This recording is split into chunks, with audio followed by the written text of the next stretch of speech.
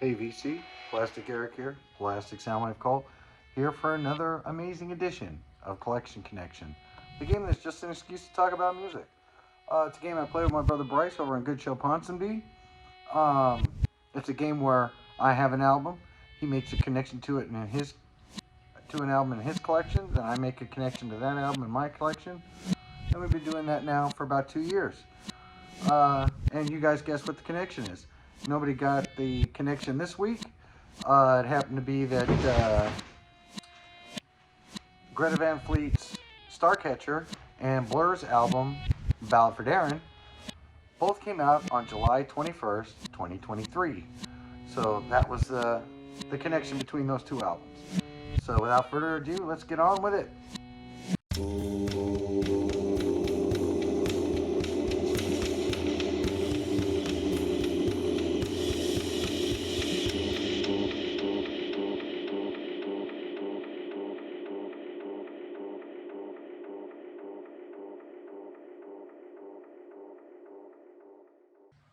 So the brother that my album came up with was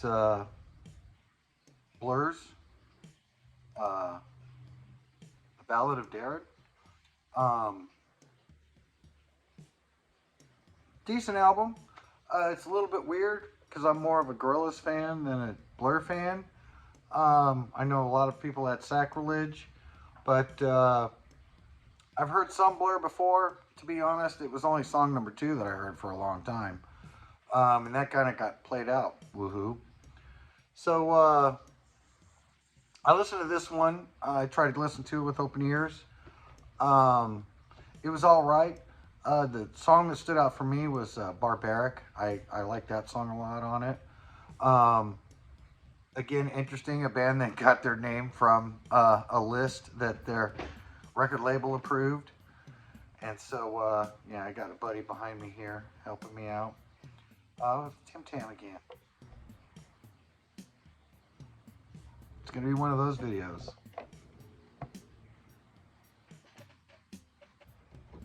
And so, the album that I connected to Blur's The Ballad of Darren, Pearl Jam, 10. First album from Pearl Jam that came out. I used to have this on tape. I can't find the tape anymore for whatever reason. About a dozen of my tapes have disappeared. Can't find them anywhere. But I already had this on CD anyway, so it's not like I was hurting too bad on it. But fantastic album. I mean, it's got all the classics on it. Once, Even Flow, Jeremy. I know there's one more big hit on here, but it's really hard to read this because it's, you know, the way they wrote it. You know, they wrote it. It's kind of hard to read. And so, man, when this came out, I thought it was really, really, really good. You know, it was that time when all that grunge stuff was coming out. I got it pretty much right away. I heard Even Flow, and I really liked that song. You know, it's funny that Pearl Jam is not actually their original name. There's one person who might watch this video who should know what that name is.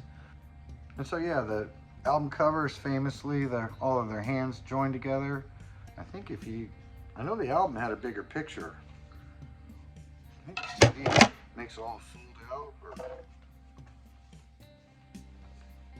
Yeah. See, the CD has a big old fold out. So you get the full picture. There's the boys all right there. So I always thought that was pretty cool how they did this, where you get the whole picture. Whereas I think when you get the album, it's this picture.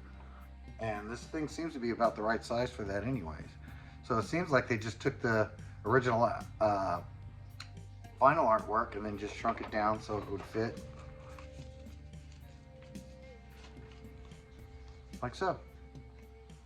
And yeah, basically, these guys came out. I know that Eddie Vedder is a huge vinyl thing. That's why it's fairly easy to find Pearl Jam stuff on vinyl, because he managed to get all of their stuff put on vinyl for sure, even when it wasn't popular, because he was a huge vinyl fan. I remember seeing an interview with Eddie Vedder where basically enjoying my cat's ass. Where basically he said, yeah, it was just the best way to listen to it. I thought he was a little bit nuts at the time. Of course, this is probably early 2000s. And now I know exactly what he was talking about. And so, yeah, if you get a chance, I know you probably heard it, but listen to it again. 10 by Pearl Jam. So, until next time, do you think you can figure out